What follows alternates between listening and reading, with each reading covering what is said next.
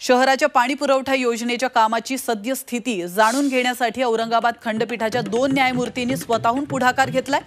काल रणरणत्या उन्हामध्ये त्यांनी नक्षत्रवाडी ते जायकवाडी धरण परिसरामध्ये 4 तास पाहणी केली। पैठण ते संभाजीनगर पाईपलाईनचं काम संथ गतीने सुरू असल्याच्या अनेक तक्रारी दाखल झाल्यात। तर या प्रकरणी खंडपीठात कोर्टाने सुमोटो याचिका दाखल करून घेतली होती। जरी पाणी आलं तरी ते घाण पाणी येतं, दूषित पाणी येतं आणि ते पाणी पिल्यामुळे आजारी पडू लागले। परवाच माझी बहिणीची मुलगी आजारी पडून 2 दिवस दवाखान्यात ॲडमिट होती।